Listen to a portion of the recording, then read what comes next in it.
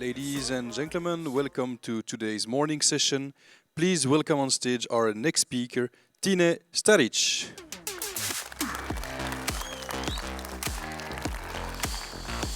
Welcome. It's great to be here again. I mean, I know I did a session yesterday, but this is the one. This is the one that I'm very excited to present to all of you. I knew already back in November that I'll want to talk about this topic, and I'll tell you what happened in November. But I was talking about this topic already earlier in the year, but the Tech Days, kind of this audience pushes me to go deeper, to go further. So to all of you, welcome to Copilot is just a fancy autocomplete. Or a session where I try to convince you that it's not just a fancy autocomplete anymore. Usually, I would start my sessions by explaining a little bit around why do I care about this topic, how did it come to be, and yes, my name is Tine Starič. I'm an architect with Companion. I've been an MVP for about a year now, but I wanted to start today's session slightly differently. I want to take you through like a timeline of how this whole story started for me. And it all started in October of 21, when GitHub Copilot was initially released. Now, of course, this was not when the story started for me. In October of 21, that's when I just barely relocated to Lithuania from Slovenia. But it was kind of cool to see that we've had this tool for about 4 years now already. The story for me started slightly later. In December of 22, that's when I saw in my mailbox that I accepted my trial subscription. Back in December of 22, this was just a fancy autocomplete. It did only work for mature languages like C# or TypeScript or Python. And the way it worked was that you had to write some comment lines in your code, and then when you would move to the next line, it would propose the implementation of a procedure to you. Now, everything changed again in April of 23. That's when I put my money where my mouth is and I spent the full $10 on the GitHub Copilot license. Because by April of 23, it was still just a fancy autocomplete, but it started working for AL quite well. By that point, it allowed me to be a bit more efficient with what I do, and it was already bringing me some fun while I was coding, so I said it's fully worth the $10 price. But then in December of 23, I stopped paying for the Copilot license. And I even got a refund from GitHub because the billing period was shorter. Why did I stop paying for it? By December of 23, I was able to convince our organization that this is no longer just a tool for enthusiasts, but that all AL developers can benefit from GitHub Copilot and can be more efficient with it. So our organization started paying for everyone's license, which means I no longer had to pay for my own. In December of 23, there was another announcement. GitHub Copilot Chat was announced. And no one cared, not even me, because Copilot Chat was essentially just ChatGPT, but they brought it into VS Code. That was not exactly groundbreaking. What was groundbreaking is what they announced later in November of 24, Copilot edits. Now that's something I really want to talk about today. But I didn't get to know about Copilot edits from a blog post like this one. I got to know about Copilot edits at an event called Directions EMEA, where I was speaking to a speaker in the hallway, a guy I think a lot of you will recognize, Vieko. He was telling me that he's using something called Claude with something called edits, and that all you have to do is shoot a prompt to it, and it starts generating code for you, and that it works. And I knew that as soon as I come home from Vienna, I have to try and play out with it.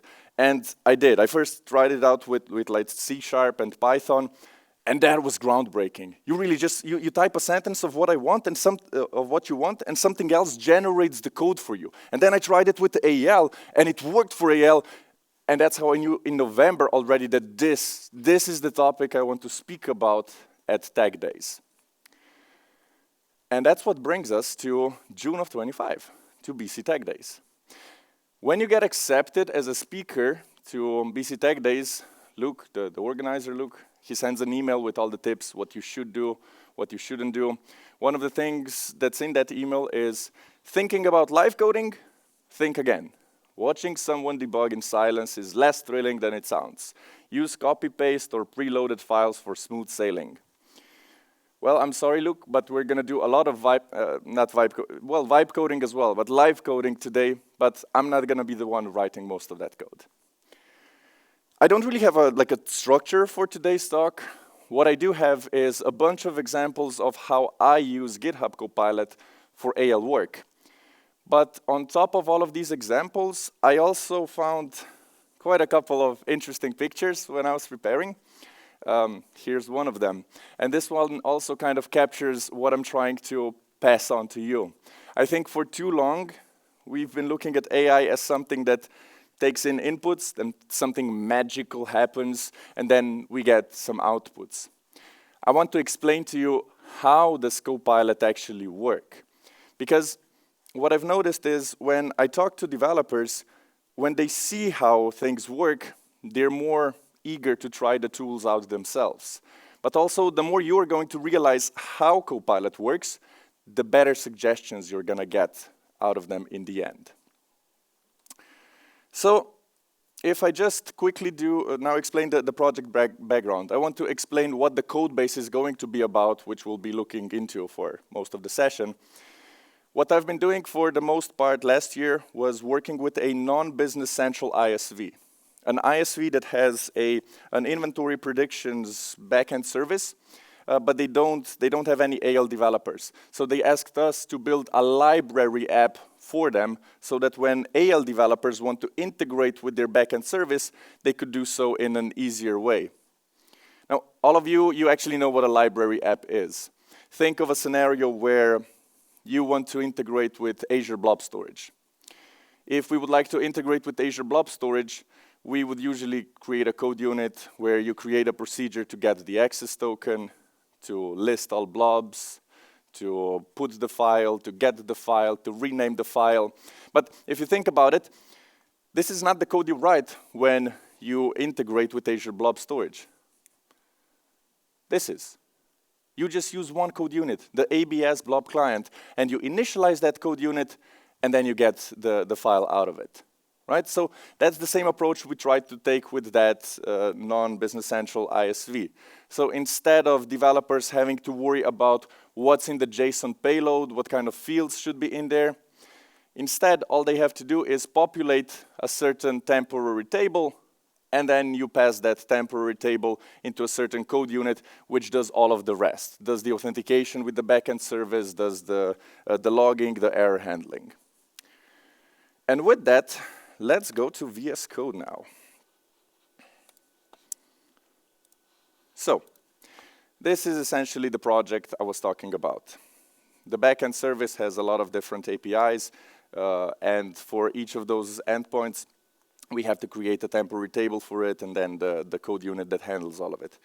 So you can imagine if the backend introduces a new endpoint, something like brands, that you can send the brands of your items, so it can use that to calculate the inventory fluctuations. Well, we need to create a new table for brands. And how I would usually start with that is that I would create a new file, call it brand table AL, and I would use a snippet. I would give it a number, I would give it a name, and what you will notice is that as soon as you have GitHub Copilot, when you move into the next line, it proposes some code for you. Right? This is the fancy autocomplete. You click tab to accept it all, or my preferred way is to hold down control, and with the right arrow key, I can select parts of it, and then maybe it's not text 250, it's text 300, and I can press tab to accept all the rest. Every time I do the fancy autocomplete demo, it goes differently. That's because GitHub Copilot gets updates like every 2 weeks. And if I was doing this session back in April, there would be one big tip that I would share with all of you, which is change the model that's powering completions. The way you would do that is by going here to this little arrow key next to the Copilot icon. You would go to configure code completions and change completions model. In April, there were still two models here.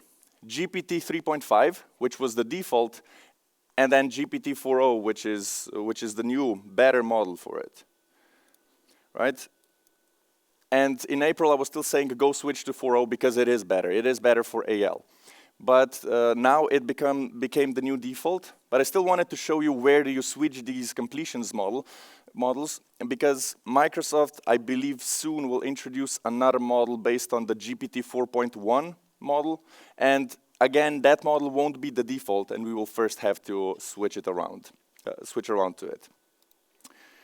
Okay, anyway, let's remove all of these useless parts here from the snippet. Let me also remove the fields over here. Okay. You can see here that Copilot kind of knows exactly what I would like to complete. It knows that I would want a brand ID, a code, a description. How does it know what kind of suggestions I would want to have here? Well, it's because I have the category table open over here, and it sees, so for categories, this is how the table structure looks like. These are the properties, these are the fields, category ID, code, description. And probably you want the same thing for brands. That is a very important point. Copilot looks at up to 4 additional open tabs for context, which it sends to the language model, which produces the final completion that you see on the screen. So close down your tabs. Don't have more than 4 additional open tabs open besides what you're working on. Because if you're working with like 30 tabs open, likely you don't know which ones are relevant to the changes that you're making. So how can Copilot? So kind of the first tip is get very comfortable with right-clicking the tabs and then closing others, closing to the right, closing saved, closing all. For me, it was a bit of a habit. I was one of the people who have 30 plus open tabs. But as soon as I started closing more and more of them down, my suggestions became much clearer, much better. Usually, I would just tell people, look, stick to 4 open tabs, and we would move on. But since this is Tech Days, I wanted to go a bit deeper. How do I know that it only takes 4 open tabs as additional context? It's not documented anywhere. The way I found out about that is again from Vieco. He was telling me that he was using something called Fiddler. Some of you might recognize or might know what Fiddler is. Essentially, Fiddler is a tool that allows me to intercept the HTTP calls before they leave my machine. Right? So what I was doing was I set up Fiddler, and then I was writing code in VS Code, but before that prompt left my machine to go to the GitHub servers, I was able to intercept it in Fiddler and see what's in that prompt, what kind of messages are going to the language model. I won't be showing you how do you set up Fiddler and how do you intercept these requests, because let me show you how my screen looked like when I was preparing for the session. It was quite messy. There's a lot of prompts that are going back and forth between your machine and the GitHub server. So instead what I did is I pulled these prompts out and I stored them into a separate repository over here. So I'll be kind of guiding you through what goes into the language model when it's creating the completions for you. For that, I have a more simple repository over here. Imagine that you're starting from scratch. Right? You want to create a new table, new entity, something like a shareholder. When you would write out table, shareholder, and then move on to the next line, what would go to the GitHub server is an HTTP request like this. It would have a prompt, and we're going to dive deeper into what kind of prompts are there, how do the prompts change. But it has some other priorities, like max tokens and temperature. And one of the interesting things for me was that it actually thinks we're writing the code in Perl. I don't know why, but Perl seems to be the identified language of our code. When you send that, when you're creating that shareholder table and you move on to the next line, this is the prompt that gets sent. So the path, this shareholder table, and then the contents of your file. And this is all that's used to create the proposal of what AL code should be accepted into the table. So that's the very start. Now let's take a look at what happens if we move a little bit further, where we have already implemented the table itself, but now we would like to start working on the shareholder card. So I've got the table in place. I start writing page 50,100. The prompt that gets sent in this case is this one, shareholder card page, so the name of the file, and then the contents. Because Copilot will never look into the files that are closed. And here, I only had the shareholder card open. And that's why Copilot doesn't actually see what's in the table. So if I open the table, and if I open the card, this is what the prompt would look like now. It would again start with the name of the shareholder card, but then it would add this part. Compare this snippet from shareholder table AL and the contents of the shareholder table, and then finally the contents of the current file that I'm editing, and that's how it would know, oh, maybe these are the fields from this table that you would like to have on your page. If we move a bit further, once our project kind of grows, and we would have like the shareholder list open, the shareholder card, the shareholder table, and on the dividend, for example, if we move to the next line, how does it get this suggestion? The prompt would look something like this. Dividend table AL, and then compare this snippet from the shareholder list, the contents of the shareholder list. Compare this snippet from the shareholder card, the contents of the shareholder card. Compare this snippet from the shareholder table, the contents of the table, and then the contents of the dividend table. And then this is what's used to create the suggestions. But what if we start opening more things up? What happens then? So I'm going to open up all sorts of tabs. And let's say, for example, that now I want to create a new page called company meeting cards.page.al. Right? How would the prompt look like in this case, where I now have tons of tabs open? If I scroll up, company meeting card page AL, and then compare this with the shareholder list, compare this with the dividend list, compare this with the company meeting list, compare this with the board member list, and then the contents of my current file. So if you have 30 tabs open, it doesn't matter. It's going to take 4, and it's going to take 4 at random. It doesn't really know which ones are relevant. It's just going to take 4 of them, and boom, that's part of our prompt now. So if we kind of wrap that into a couple of things to remember when you're dealing with the fancy autocomplete, it's first, what does get sent to the model? It's always the context from the current file, the file that you're editing. File name will be included, as many lines before and after the current position as it will fit in the context window, but the selection of lines from within your file is already random. So if you're editing something in like a management code unit that has thousands of lines, it won't take the whole management code unit, just some random lines before your cursor and some random lines after your cursor. It will send additional files, but only if the token limit is not exceeded. The token limit is 8,192 tokens. Right? So again, if all of the token limit is already used by the context that was sent from the management file, then it won't even look at your additional tabs. It will take the files if they have been active or edited, and only if they're open. The selection of those tabs is random, and like we saw, no more than 4 files are sent with the prompt. On the other hand, what will Copilot never do? It will never consider or look into the files that are closed. It will never remember previous request responses. So every completion is separate from the previous one. It doesn't analyze code in any way, and it never collaborates with the current language server or compiler, which means if you have a warning on the line before, Copilot doesn't actually know about that because it doesn't talk to the compiler. So kind of in a nutshell, it's a random selection of a subset of the current editing context. The last 2 slides, I took them from Vieko's presentation. So You know, I've learned a lot from Vieco when I was reading his blogs before I even knew the guy.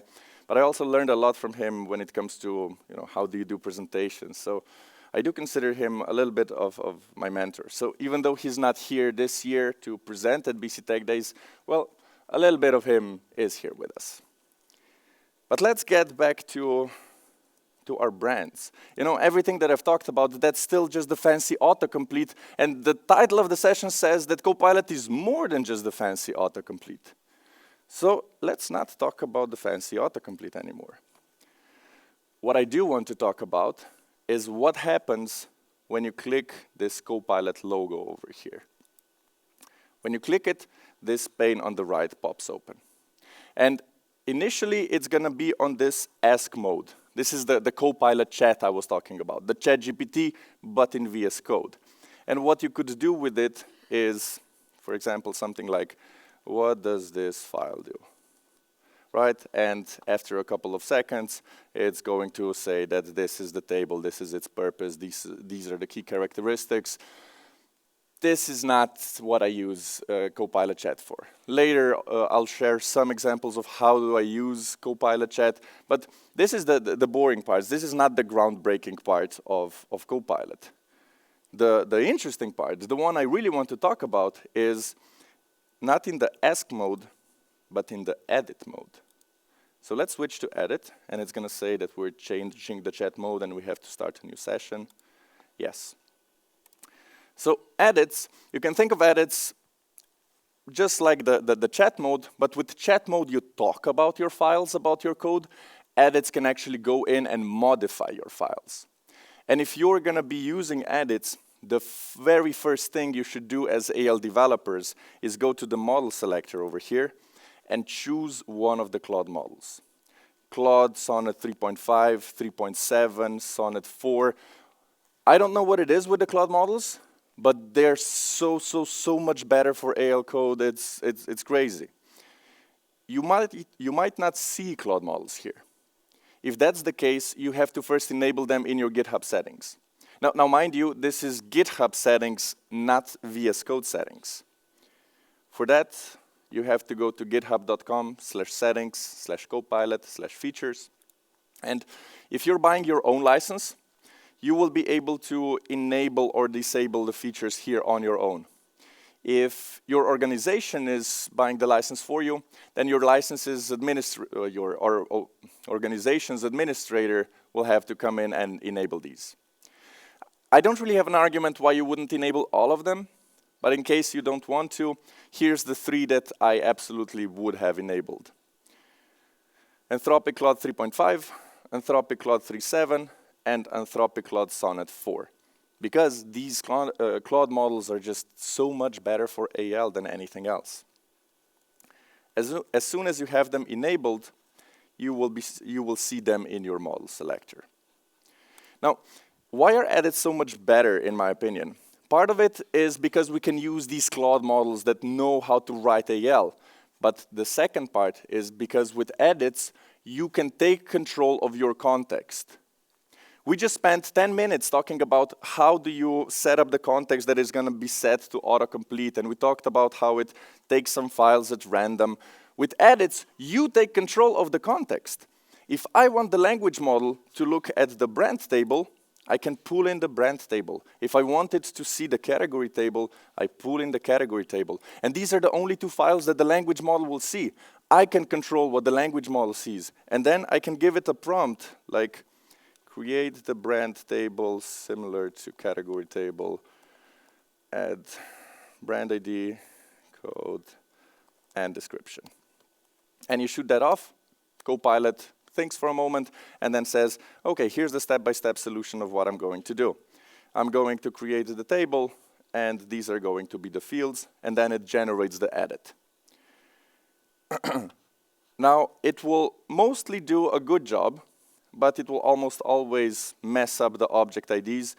No one likes object IDs, not even Copilot, but it's not really a problem because I can fix that quite quickly on my own. If I like this table, I can keep it. But if I don't, I can keep iterating on it. I can say, for example, description should be 350, and it should have on validate with test field code. So Copilot again thinks of a step-by-step solution for it, and then says, okay, I'm gonna change the description, I'm gonna add the onValidate trigger. Again, it goes through the whole file and makes these changes. And then I can keep that. And the first part of my assignment is done. I could already create this table with the fancy autocomplete, right? You saw the suggestions were quite good. I could just tap, tap, tap through it, and it would be enough. But here with edits, I have to do even less, and it's even faster. The next thing that we have to do is create these code units, these API handlers. If I just briefly explain what these handlers do, so here we can see an API handler for the category endpoint. It has this send procedure, which takes in the category temporary table.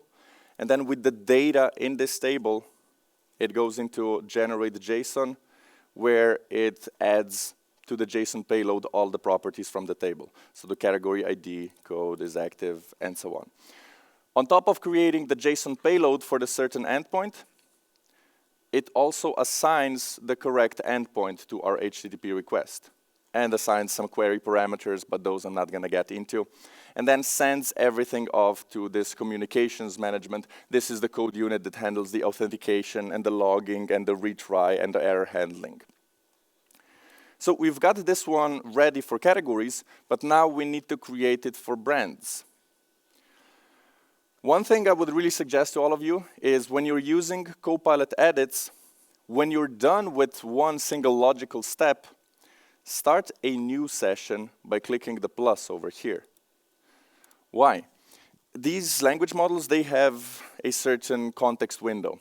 Now, the new models have quite a huge context window. It's above 100,000 tokens for most models.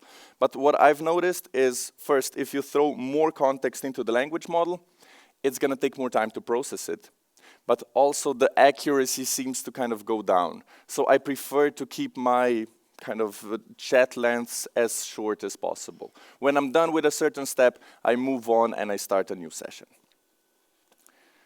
I could ask edits, hey, create me the brand API handler code unit, and it would create the file somewhere.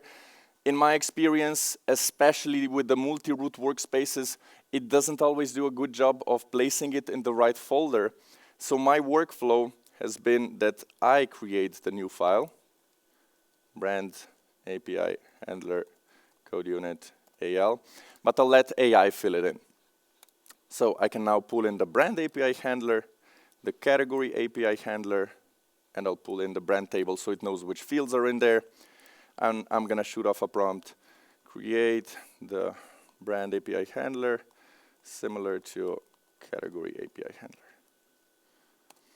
And while Copilot is working on this code unit, I want to show you another interesting picture that I found.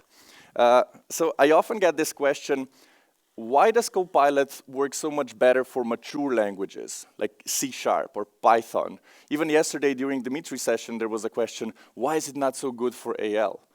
And I found this picture on Reddit, which was quite amusing to me, which is, we trained Copilot on your code. That's why it sucks. This is maybe not exactly the correct answer. The correct answer is C# just has so much more open source code. That means there was so much more code that the models were trained on. With AL, we don't have that much open source code. But maybe if we want to have better models in the future, we kind of have to rethink that. And we do have to open source more of our own code. But it was also kind of interesting to see this perspective that, yeah, maybe it sucks because our code sucks. Let's check on our code unit now. Brand API handler. Of course, again, it messed up the object ID. I'm just going to fix that manually. But if we look through the rest, it now created the brand API handler, which takes in the brand records. It generates the payload for the brand table with only the fields that were in the brand table. It even recognized that description should only be added if the text is not blank. So the payload is successfully added. The endpoint is then added. It looks okay. But you could argue here that, okay, but this is now just kind of a fancy copy-paste. And it is. That's exactly how we worked on this project before Copilot. A developer had to take an existing code unit, copy it, paste it, and then change some things around. But when I was a code reviewer here, here's two things that most of developers forgot to do. Of course, they knew they have to change to a different record, that they have to modify the generate JSON procedure, but usually they forgot to update the brand, so the endpoint, and even more commonly, they forgot to update the documentation, right? Because it's something small, nothing the compiler will complain about. With Copilot, Copilot kind of knows that it has to pay attention to these little things. So you could say it's a fancy copy-paste, but it's a good copy-paste, I'll take it. Okay, the next demo I could show you here is that I can take this brand, so I can take this table, I can take this code unit, I could throw in all of my permission sets and then ask Copilot, can you add the permission sets? And it would do that. But that to me would be a bit of a boring demo. So instead, I want to talk about how it handles tests. On our project, for each of these endpoints, we also created the automated tests for it. So if I briefly explain how these tests look, for the category API, we've got 3 tests.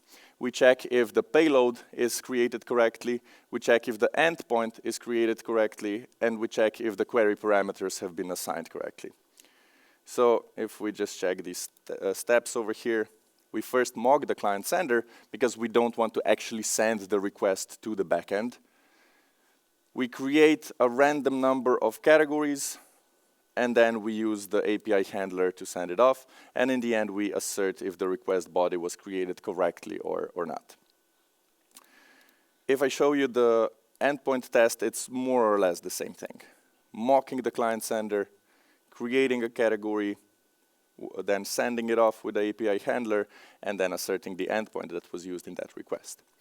So these are the tests that we have for the categories. We need these kind of tests for brands now. I'm gonna take the same approach of creating a new file, brand, API, tests, code unit, AL. I'm gonna start a new session again, and I'm gonna pull in the brand API tests, I'm gonna pull in the category API tests, I'm gonna add the brand API handler, and I'm gonna add the brand table. I've used 4 different approaches of how you can pull context in here. Anything you think should work does work. You pull it from the side, you pull it from the top, you use the button here, you can just start typing with hashtag. All of the ways how you can get context into your working set, but take control of your context. You know what you're trying to modify, you know where existing code lies. Put all of that to the language model so it knows how to best create your completions. Now I can give it a prompt. Create brand tests similar to category tests. And while Copilot is working on the tests, I'm gonna switch to a different repository to show you a couple of small quality of life features that I really appreciate with GitHub Copilot. The first one is one that one of the developers in our company who doesn't work with AL said that they are willing to pay the full price just for this tiny feature alone. It's the generate commit messages. Whatever you have in the stage changes here in this pane, when you click generate commit messages, Copilot produces a commit message. It's gonna do a good job when you have a few files there. It doesn't do a good job anymore when you add 10 or 15 files to the stage changes. In my opinion, it becomes too verbose, it explains too much. So kind of my rule of thumb is, if I was going to write a meaningful commit message, I'm going to write a meaningful commit message. If I was going to write something like fix bug, fix PR comment, fix test, that's not a good commit message. And that's when I'll just let AI to generate it for me and I'll shoot that off. Because it's gonna be better for me and it's gonna be better for anyone coming after me. So that's one kind of tiny Copilot feature. The other one is used for naming things and renaming things. You know that if you want to rename a procedure or a variable, you go to it, you click F2, and this is where you would change the name. But half a second later, because of GitHub Copilot, I get 4 suggestions. set unit of measure code, modify unit of measure code, refresh unit of measure code. Of course, update unit of measure code here, the name is good. I don't need to rename it. But if I want to rename it, here's how I will get some ideas of how it could be renamed. This is also how I use Copilot chat. Sometimes, especially the more junior developers, they struggle with coming up with good procedure names. So when I'm doing the code review, sometimes I see something that's a bit off, but I don't have a clear idea of how we could name it better. That's when I check out into their branch. I navigate to that funky-looking procedure. I select it, and then I go to the ask mode of Copilot chat, and I say, this looks off. Can you give me some procedure name suggestions? Notice one thing. What was used as context here? Only the item table from the line 3455 to 3464. Exactly the lines that we selected. It doesn't need the full item table.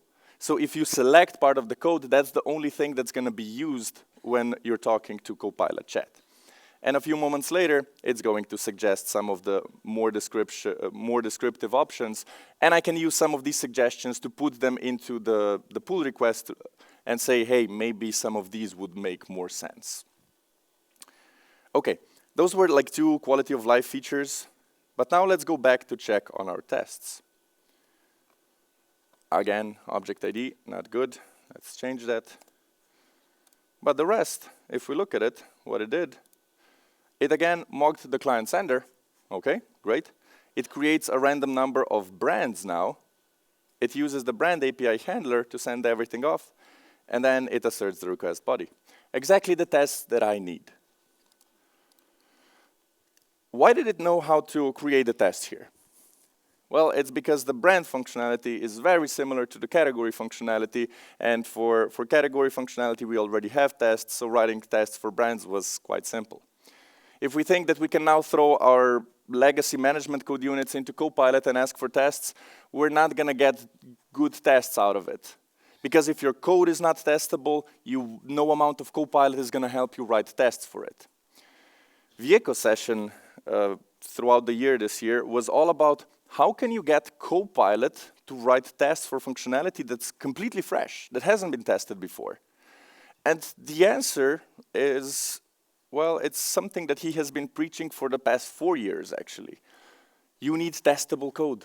Your code needs to be solid. Your procedures need to be small and do one thing. You need to use interfaces to decouple the code apart. Because when your code is solid, your tests are going to look very similar to the tests you would write in C#, for example. And there's billions of C# tests that the models were trained on. So if we want to get better results from Copilot, our code should be solid. But not only for Copilot, it should also be solid because we get the benefits out of it. Usually, when I would be doing this session, this is where I would kind of start slowing down, stop with the coding examples. But because this is Tech Days, I said we need to go further. We need to go deeper. So today, we're also going to look into the third mode of GitHub Copilot, which is the agent mode. So let me switch to the agent mode over here. And let's undo everything we've been doing for the past 40 minutes. Think of agent like this. If we said edits are like Copilot chat, but they can edit the files for us, well, agent is like edits, but we don't have to feed it all of the context, all of the information, because an agent has access to tools. I can show you that once I switch to the agent mode, I have this option of tools over here. And these are all of the tools that the agent has access to out of the box. It can reference relevant file chunks, symbols, and other information. It can find references, definitions, and other usages of symbols. It can check errors for a particular file, get diffs of changed files, get the active terminal selection, the active terminal's less run command. Right? An agent can decide, ooh, I might need an additional file. Let me look through your code base if there's something else that's relevant. So with an agent, what we can do is, I'm going to copy the public documentation of this brand API, and I'm going to say, add this brand API to the library app. It's similar to category. Let me just undo the typo here. Here's the docs.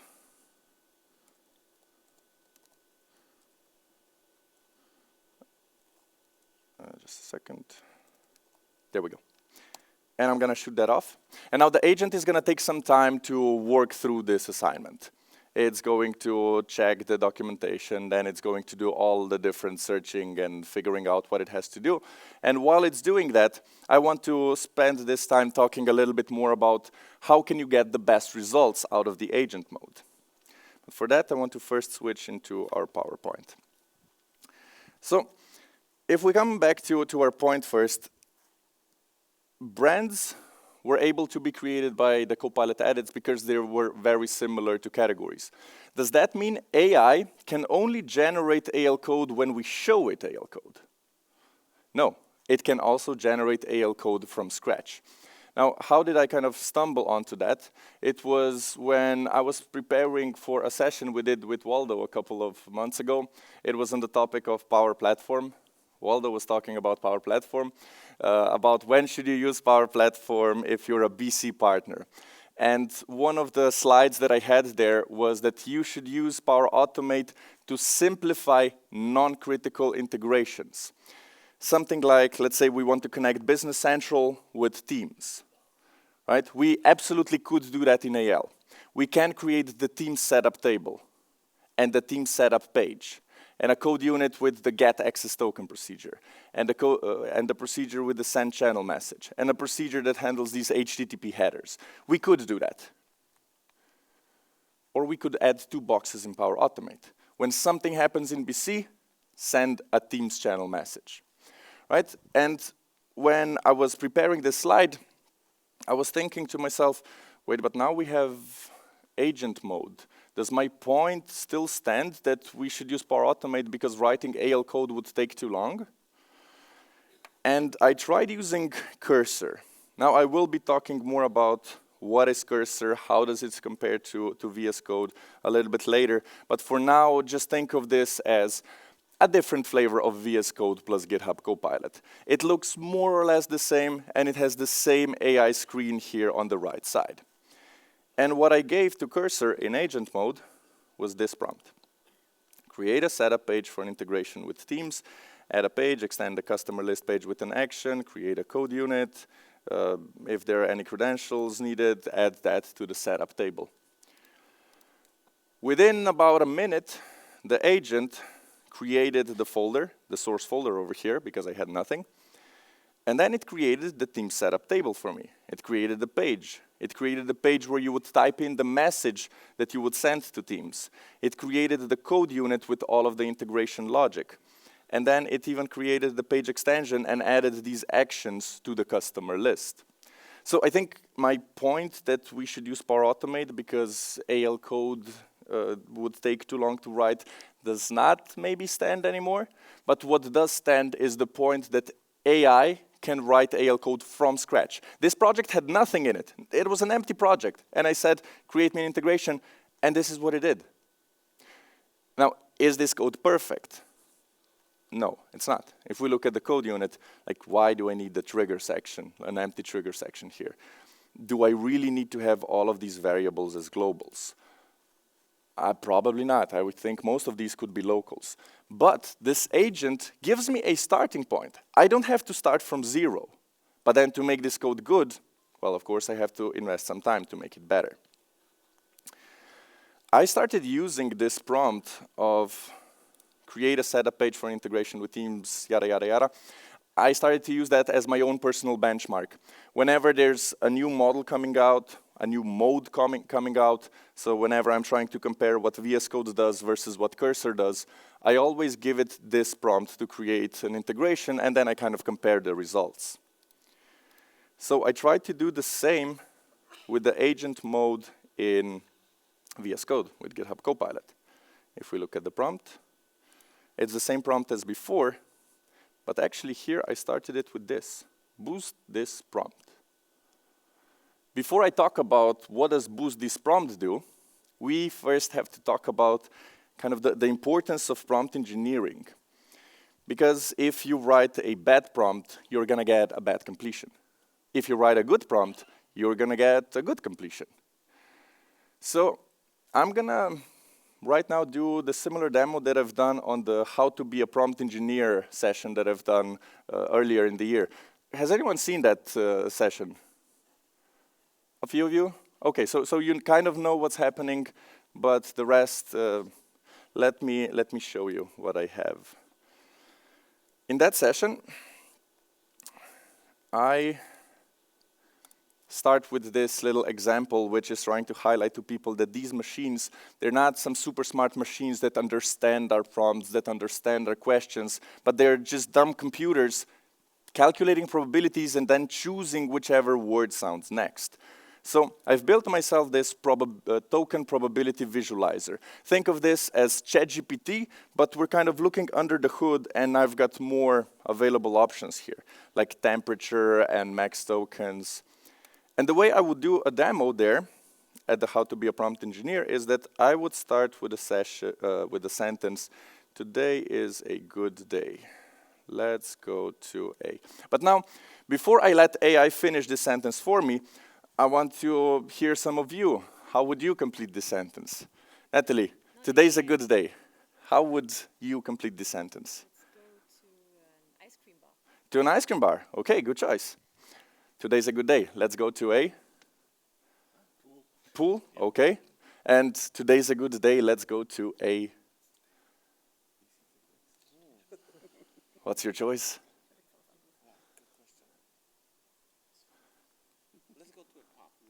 To a pub, okay. So 3 different ways to complete this sentence.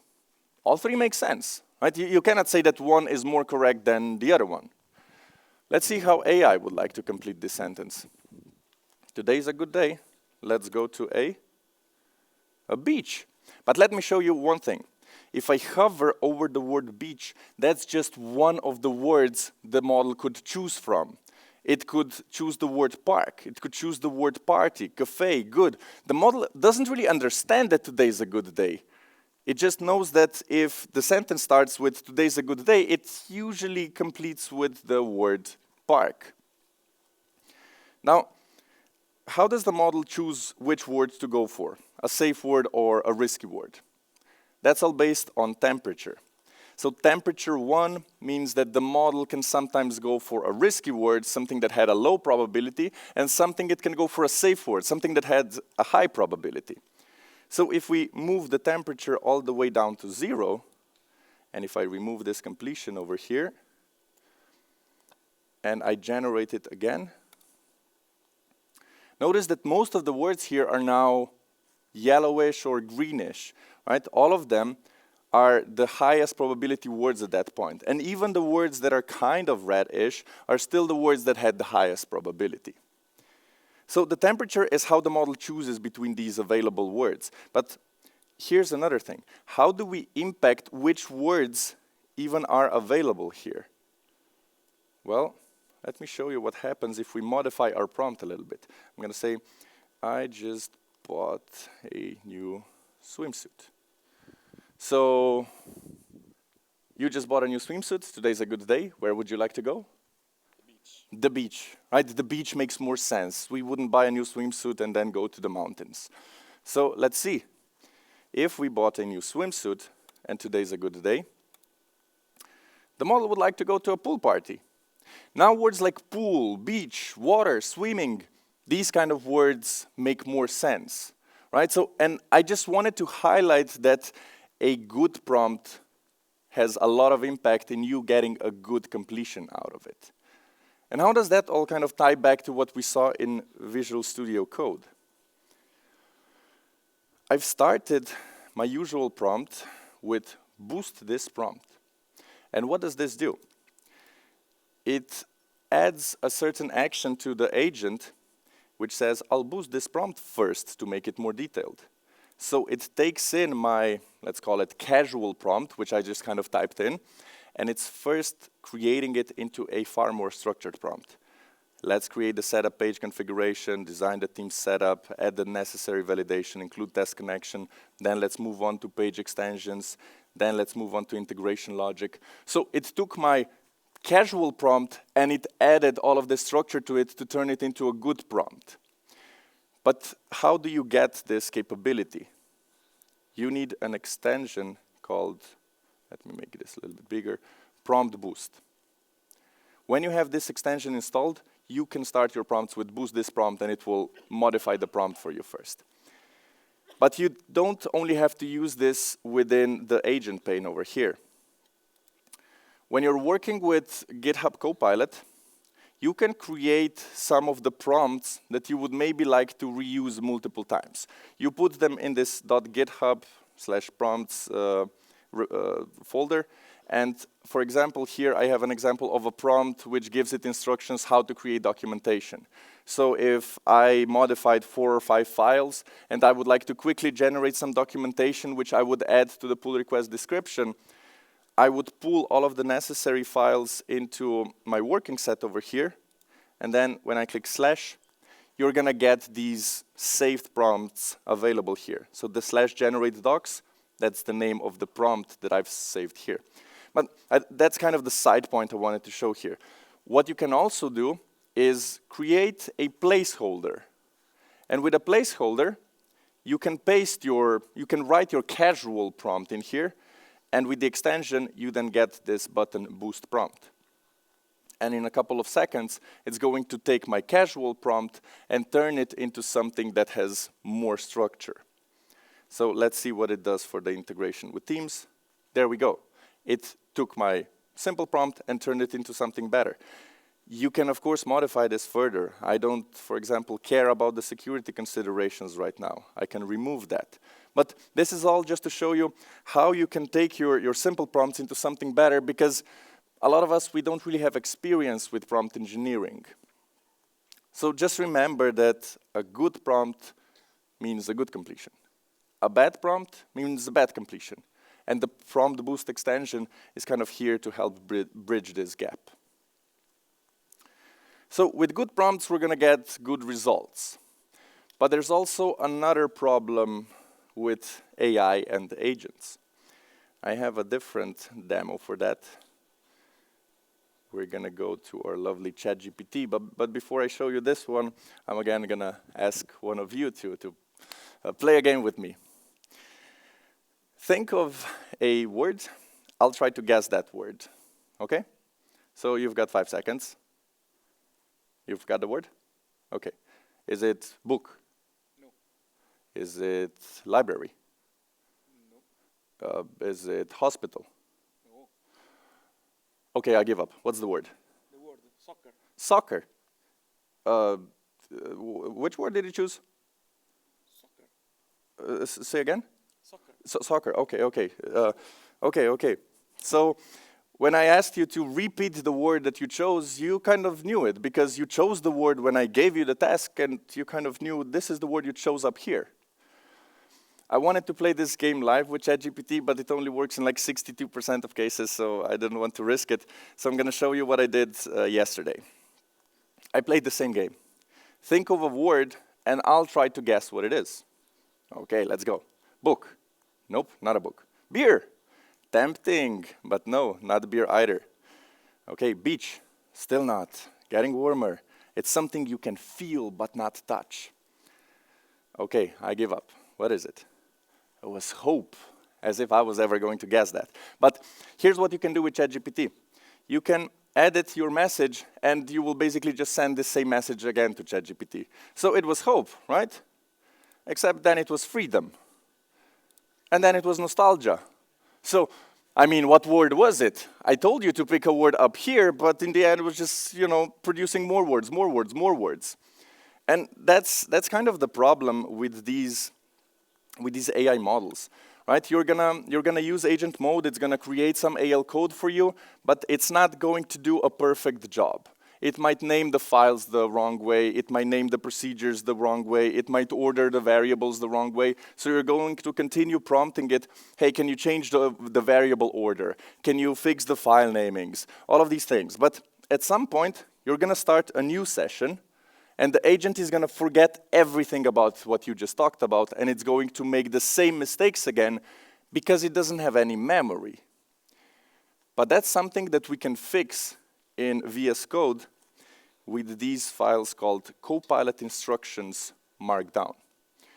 These Copilot instructions, .markdown, these are the files that are going to get appended every time you send a question to AI. So if I say create an integration with Teams, it's going to first append everything that I have in the Copilot instructions.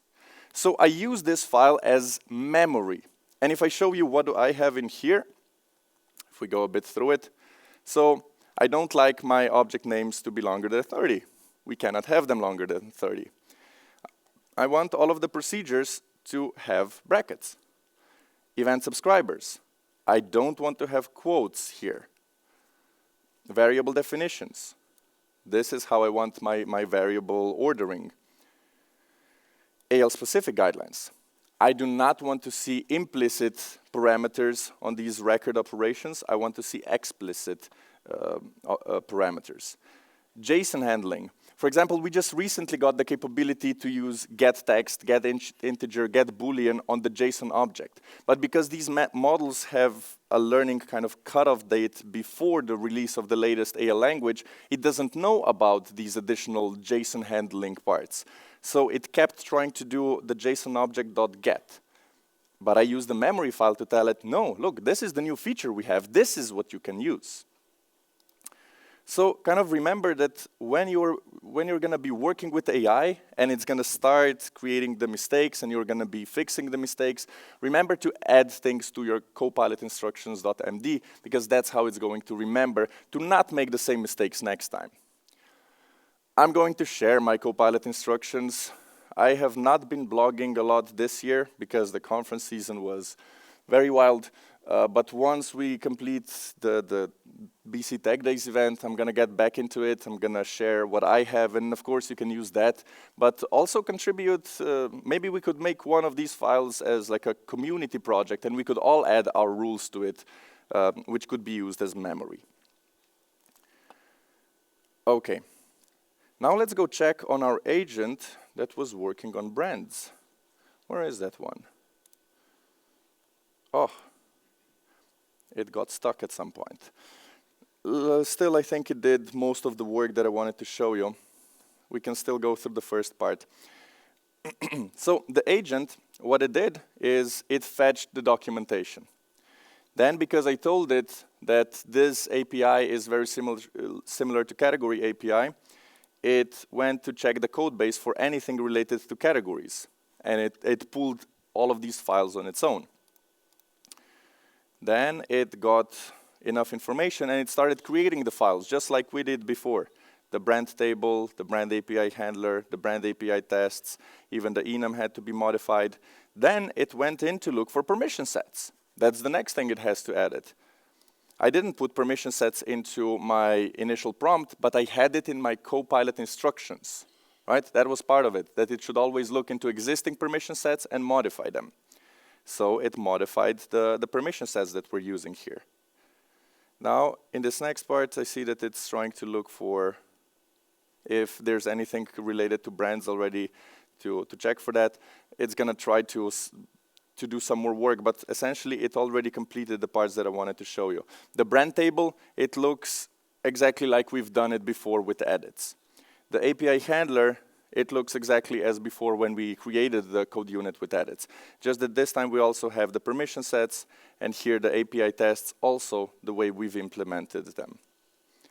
So let me stop this agent. You've done enough. Should I be worried if an agent can do all of that? I don't think so.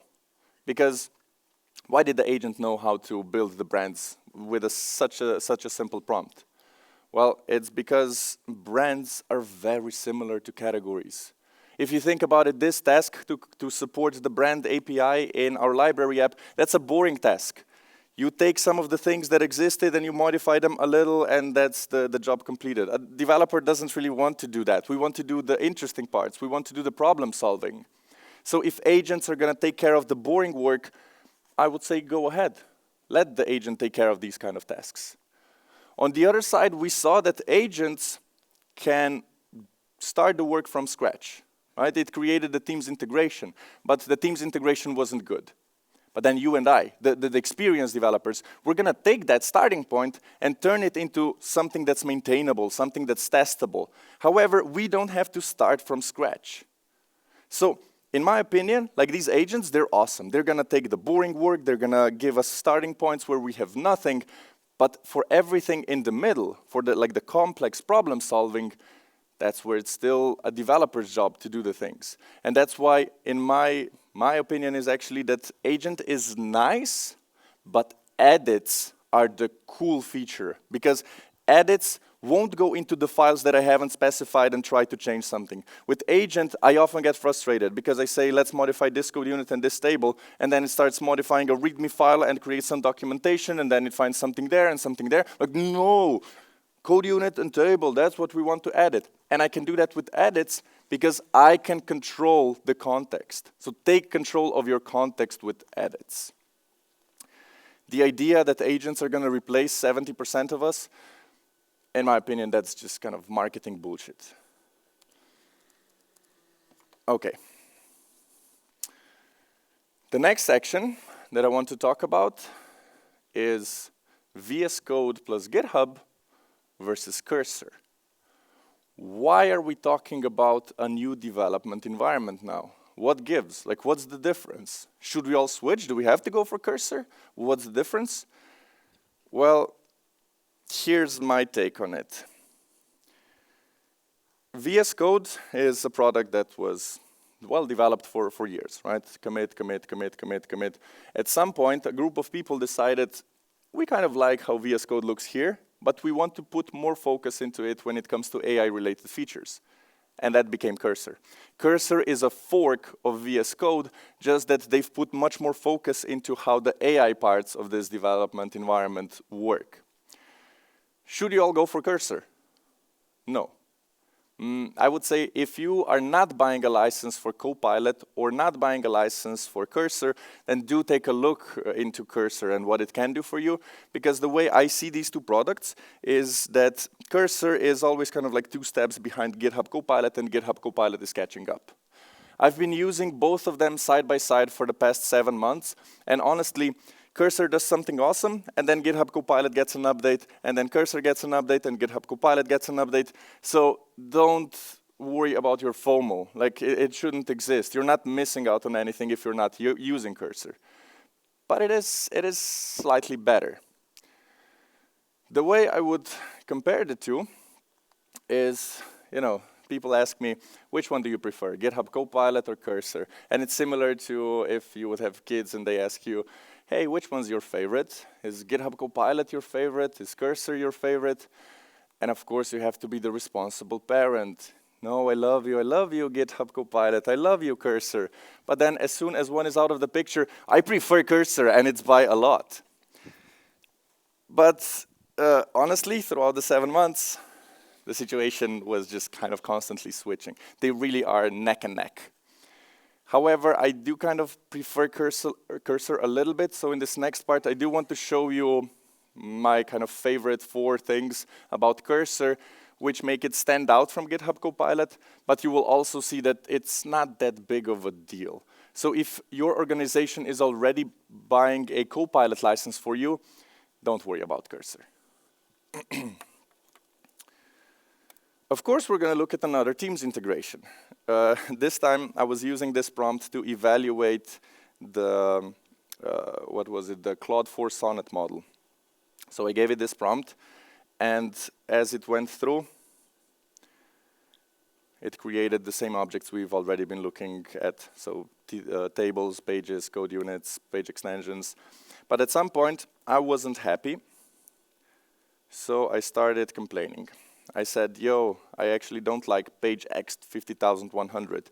I want name of the object, I want the type of the object, right? And then it went in, and it deleted all of the old files, recreated all of the new files, fine.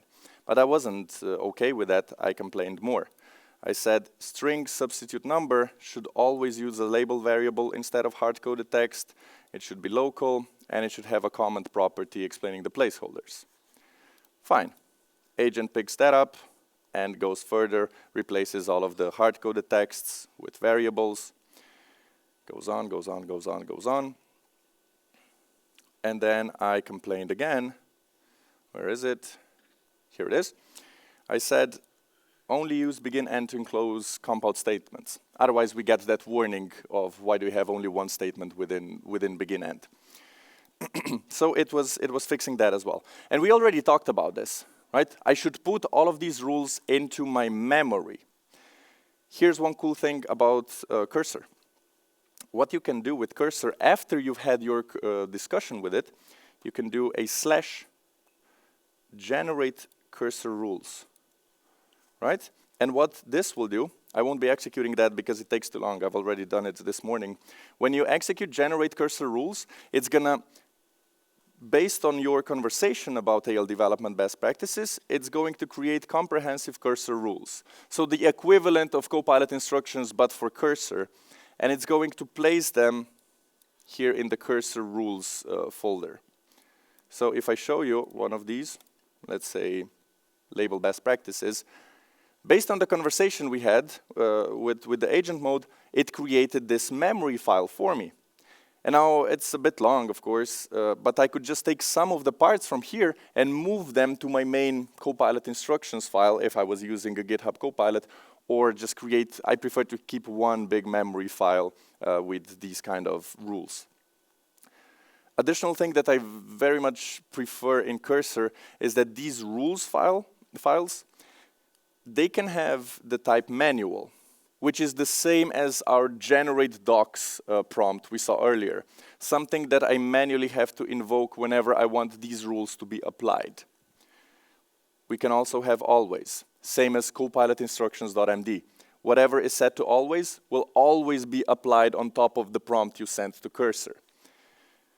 But they have one more option. Oh, two more options. This one was not here yet before. Auto attach, file pattern matches. I can specify some rules that should only be applied whenever I'm dealing with tests, whenever I'm dealing with pages, whenever I'm dealing with integrations, right? And I can have different rules that are going to be applied depending on which files I'm actually trying to edit. And this is something that I very much look forward to in GitHub Copilot, and I hope it gets added soon. Let's check this fourth one, though. Agent requested. This was not here last week. Description of the task this rule is helpful for. Right, so you could give it a description, and then the agent, when it sees this description, it would pick it up and use it as it's going through the task. The agent can see this description and decide to read the full rule if it wants it. Yeah, I guess that's what the agent requested type is. Okay, another thing that I love about Cursor is the fact that if you're working in a more mature language, like PowerShell or TypeScript, something that gives the output into the terminal, what you can do is, when you click in the terminal, you have this Add to Chat button. And if I click this, it's going to automatically append these lines from the terminal into my window over here, lines 466 to 471, and I can just say something like, fix it.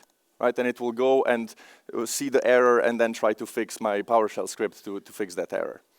In GitHub Copilot, I still kind of have to copy the contents of the terminal and move that manually.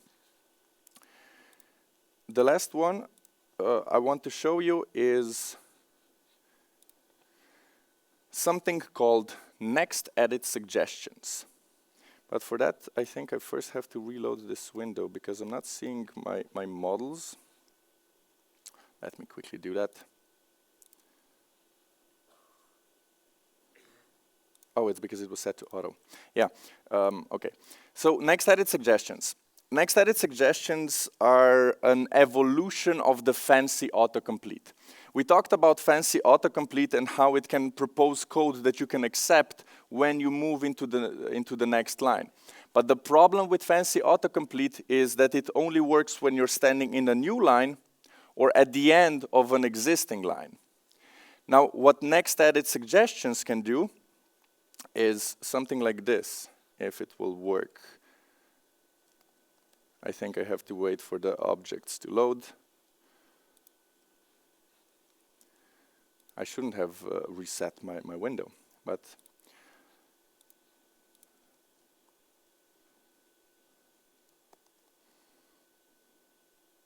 okay, so this is the fancy autocomplete. I'm creating an error that no test lines are found. If I click tab, I can accept that line. But next edit suggestions, what they do is that as soon as I was done with this label, it proposed this icon here, tab to jump here. The only thing I have to do is click tab, and it's going to propose the next edit. So it moved my cursor down here, and now it proposes maybe this is the code you would like to change. I click tab again, and I'm done. I have to remove the begin end, but I didn't have to click anywhere else because the next edit suggestions already jumped to the next line that I should edit. And it also can do something, let's say, stupid, like if I rename a variable, of course you would do that with F2. But as soon as I've renamed it, again, tab to jump here. Okay, I'll tab. Then it proposes that maybe you would like to add the 2 number here and the number 2 here, and all I have to do is press tab, and it renamed both of these variables at the same time. So next edit suggestions, that's the powerful evolution of the fancy autocomplete. And this also works in VS Code. In VS Code, if you navigate to settings, you simply search for next edit suggestions, and you can enable them here, right? But I just kind of prefer the way it was implemented in Cursor. That's why I was showing it in Cursor. I also prefer the model selector in Cursor. This is the same model selector we saw in VS Code, well, similar to it. If I click here to add models and view all models, you have a lot of different models available in Cursor. But that's not the point. You also have quite a selection available in GitHub Copilot. What I like about it is that I can disable the models that I never use. I never use O4 Mini, or I never use DeepSeek to generate AL code. I use these models, and these models I keep enabled, and then my model selector here is much cleaner, and I can only select the models that I like to work with instead of the way it works in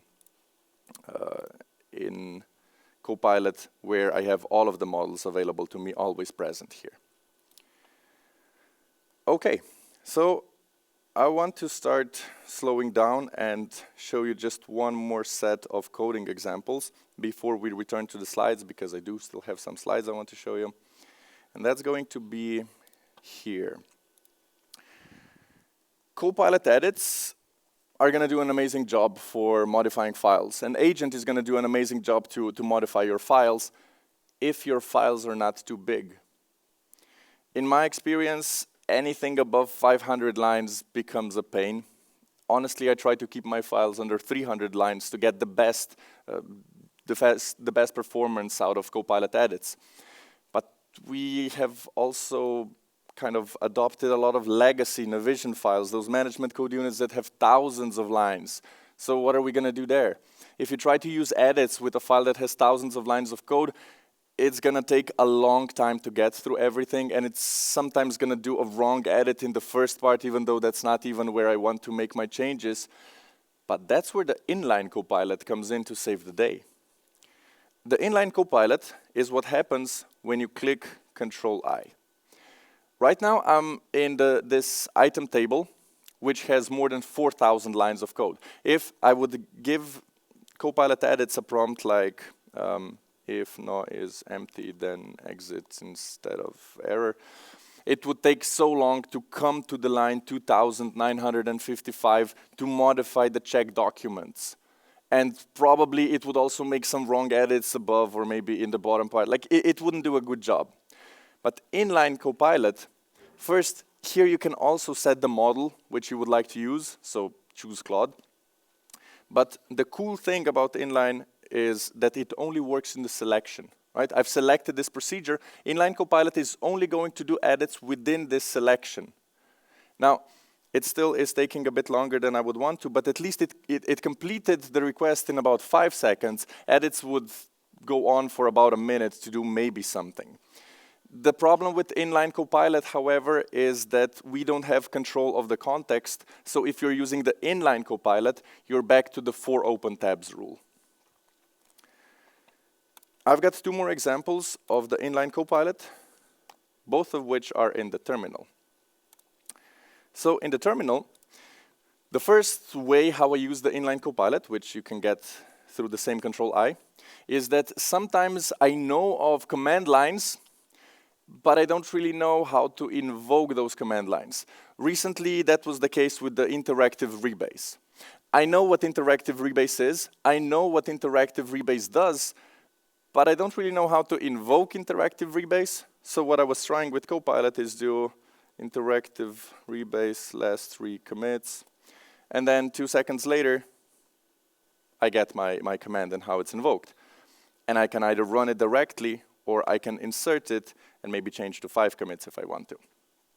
Right, so inline Copilot can help you with remembering these commands that you maybe forgot about. The second cool thing which I use the Copilot in the terminal for is small PowerShell scripts. I kind of can write PowerShell scripts, but what I was trying to do, I think a couple of months ago, was clean up one of my containers. I wanted to remove all of my demo apps that I've published up there. So anything that had my publisher set to it. And I thought to myself, okay, I can spend the next 5-10 minutes to write that small script out and run it, but what if Copilot can do that for me? So what I did was get all apps with get nav app info server instance BC, loop through them, and uninstall all with my publisher with uninstall nav app. I made a ton of typos, but Copilot doesn't care, because 2 seconds later, I have my PowerShell script. Get nav info, server instance BC, pipe, where object, publisher equals my publisher, pipe, for each object, uninstall nav app, server instance BC, name, version, I'm done. In 2 seconds, the full script is created, and I was able to unpublish everything. Well, uninstall here. So this is another example of how I really like to use the inline Copilot with these small scripts, which you probably all know how to write, but you don't have to, because this can be much quicker. Okay, and now I want to get back into the slides, because I still have a couple of things that I want to talk about. First, it's models. For AL developers, Dimitri had a slightly different approach to how you should choose a model. My approach is just stick to Claude. In my experience, nothing got close to how good Claude is for generating AL code. But if you're working with more mature languages, like C#, Python, TypeScript, play around with different models. Because my experience is that I still always start with Claude, and Claude is the best until it's not. And then Claude starts to struggle with 5 different iterations over the same bug, and it still doesn't fix it. And I switch to O3, and O3 fixes it immediately. And then O3 is the best until it's not. And then O3 starts to struggle, and I switch back to Claude, and Claude solves it immediately. So do try to play around with these different models, because 2 models are going to give you different implementations, but that can sometimes be a good thing. And I found another kind of interesting picture about models, which was on Reddit describing what are some of the models good for. OpenAI, they're good for chat. Anthropic or Claude, they're good for coding. Perplexity, it's good for research. And Gemini, good morning. That was sort of my experience with Gemini as well. Like Gemini 2.0, it never really did the things that I wanted it to do. However, Gemini 2.5 has been much more promising, so I maybe have to stop making fun of Gemini, and I decided we're going to make fun of OpenAI as well. Found a different picture, which was, with OpenAI, they've created this GPT-2. That was back in 2019, before any of us even knew about AI. Then they've created GPT-3 and GPT 3.5. That was the initial ChatGPT era. That was quite exciting. We all got excited about AI. And then they created GPT-4, right? The model that really made it feel like we can communicate with these models. So obviously we all expected GPT-5 now. Did we do GPT-5? We did everything but. We did 03, 04 Preview, 4.1 Nano, 01 Mini, 4 Turbo, 4.1, 4.5, 01 Pro. Ugh, OpenAI is part of the reason why we have such a hard time figuring out which model to choose. Not only for like coding reasons, also when you're trying to create AI features on your own. But I would say luckily for us as AI developers, Claude is so much better that at least we don't have to worry about all the others here. Now I want to do a quick recap of what have we seen in all of the coding examples. The one thing I really want you to take away from this session is take control of your context. You know the files where you want to make the changes. You know the files where existing code exists. Pull the new files, pull the old files in, and then write your prompt. And you're going to get much better results out of AI. So a few things to remember. Yeah, seriously, take control of your context. But beyond that, 4 open tabs. It's okay if you continue to just use fancy autocomplete. That's fine. I do hope you try edits, you try agents, but if you continue to use the fancy autocomplete, remember to close down everything that's not the relevant files to what you're trying to work on. Go for Claude models. They are the best for AL. Boost your prompts. A good prompt means a good completion. A bad prompt means a bad completion. And Prompt Boost extension can kind of help bridge this gap. Create your memory files. When AI does something wrong and you instruct AI, hey, please go fix that, if you want the next session with AI to not make that mistake, well, put it in your memory file. Put it in the Copilot instructions MD. And remember the inline Copilot. If edits don't do a good job on huge legacy files, take control. Just select, we are modifying this procedure, click Control-I, get the inline Copilot, and work with that one. So your experience with AI might be something like this. Sometimes it's going to be the most amazing thing you've ever seen, and sometimes it's going to be complete garbage. That was the experience for me. I was just kind of ping-ponging between the two parts all the time until I eventually find my workflow, how I can kind of work with AI that it makes me more efficient, that it brings more kind of joy to what I do. And I would say to all of you, try to experiment on your own as well. I want to close this session with a couple of quotes, though.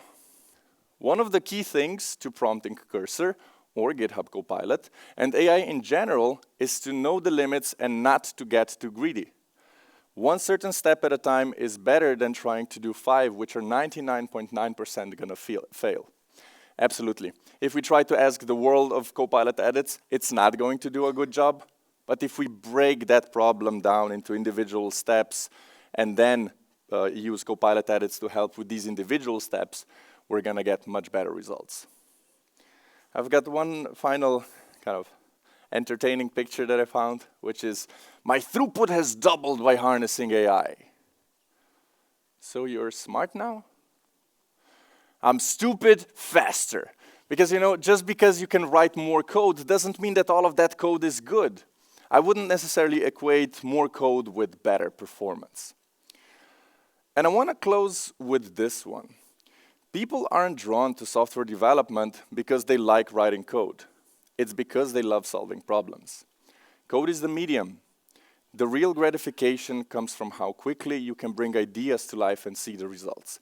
This one hit incredibly close to home for me, because I am an AL developer for most of my working part of the day, but I also have a ton of side projects that I love to work on. And for a long time, all of these side projects, they always got stuck, because I kind of knew how to write the back-end code, but I was never good at front-end code. But now I can get Copilot to write the front-end parts for me. And I have brought so many tiny little apps to life because of that. And that's kind of the exciting part for me, that you bring these ideas to life. So on Monday, I kind of hope that when you get to work, you try more than just the fancy autocomplete with GitHub Copilot. But I also hope that you take some of this enthusiasm with you, because really these AI-assisted development tools, they can bring more joy to the life of coder. And with that, I'm going to say Thank you very much for coming to this 9 a.m. session today. If you'll have any questions, I'm going to open the floor up for Q&A. You can always find me throughout the conference today or on any of the social media. I'm always happy to discuss this topic. But just before I open the floor for questions, I have one more thing to say, which is Copilot is not just a fancy autocomplete anymore. Thank you.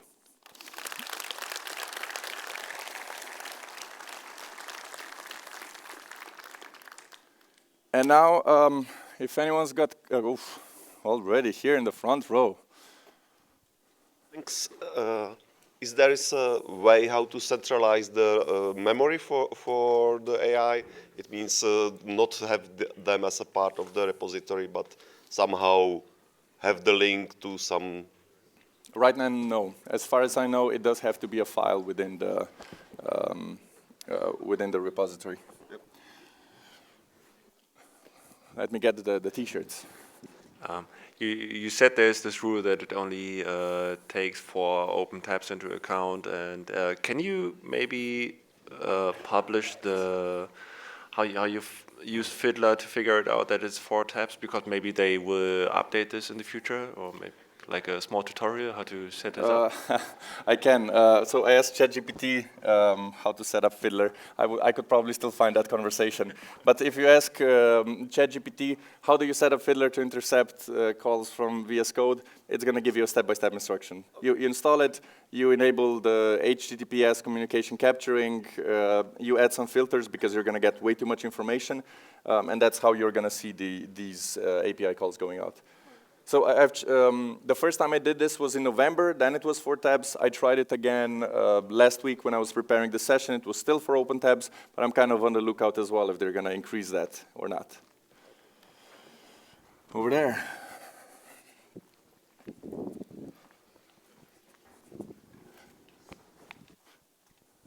Thank you. Can we also influence the commit message generation with the rule files? Yes. I didn't show that, but let me just get the T-shirt. There's, in the settings in VS Code, there's one setting where you can specify instructions specifically for the commit message, and you can say, start with the verb, or start with this, start with that. So like semantic conditioning and all that kind of stuff, yeah, right? Yeah. Sure, thank you. Maybe pass to right. So you talked about the Copilot instructions. Yes. And then you said in the cursor you can make the auto attach, and that is kind of what I'm going to ask about. But do you have any considerations when you think about what you should add to that context? Because that context could also be large at some point if we just keep adding instructions. So I do kind of. Because I don't have this possibility to split things apart, I kind of have a huge file in GitHub Copilot for cursor because I can have this auto-attached. I'm starting to split it down. I have to do a bit more work on it, but the first thing that I've started splitting is anything related to test creation, test code units. I don't need that when I'm writing things in the functional part of the application.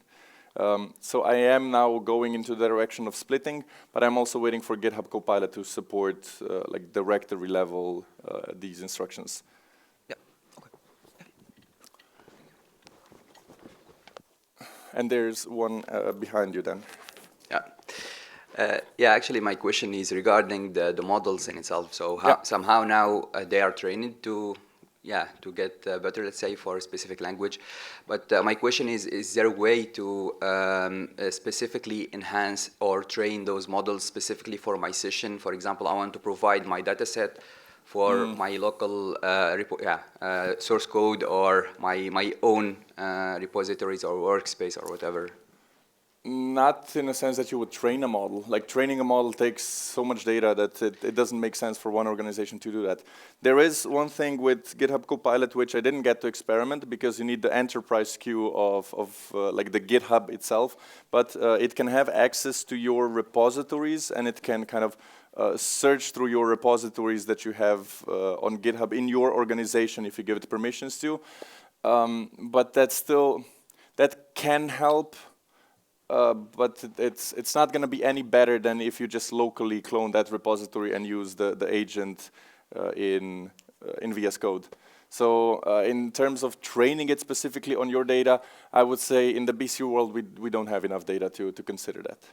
Okay, thanks. And there's a question behind you, and I think that's going to be the last question, but I'm also going to be here for everyone else that might have a question. You said something like, let the AI do the boring stuff, and Yeah. I think many would think that reports are quite boring. So, so have you tried, for example, let the AI do report layouts? Can it handle some modifications, or maybe do a copy of some custom report and do it like using that as a content? Could it be done? I mean, it absolutely could be done, because if you think about it, the report layout is just a text file, right? But have you tried it? To that, no, I have not. Okay. I haven't worked. Luckily, I haven't worked with reports for you're quite some lucky time then. now. Okay, thanks. Okay, maybe let's do one more question if anyone else has one. What about the GitHub code reviews? Because you can do that also in the chat. Sorry, say again. The GitHub Copilot code review. A code review, yeah. So right now I'm going into this direction of exploring GitHub Copilot code review. So far, it's not that great for AL. There's a different tool out there, the one that I referenced a year ago at the code review session at TechDays, which is CodeRabbit. CodeRabbit appears to be quite good for AL, because for CodeRabbit you can give it like these additional instructions, custom instructions. You can give custom instructions to the GitHub Copilot code review, but only if you have like the enterprise SKU, which is too expensive for us. So in like the direction which I want to explore things for the next couple of months, weeks, now that we're done with conferences, is code review, what it can do, what it cannot do, and is CodeRabbit really that much better? But I also want to explore the GitHub Copilot agent that lives in GitHub, and what kind of tasks for AL can it complete, and what kind of tasks it cannot complete because they may be too complex, so that we know, okay, of course it's not perfect, it's not replacing us, but like if we have to add tables and pages, we know that this works. If we have to add this and that, we know that it works, but if we want to subscribe to something in the posting Codeunit, we know that this is the kind of task that cannot just go directly to the agent. That's kind of the direction I want to explore more for maybe the next session. Okay, so we don't have the time anymore, but thank you all again for coming, and thank you for all the questions.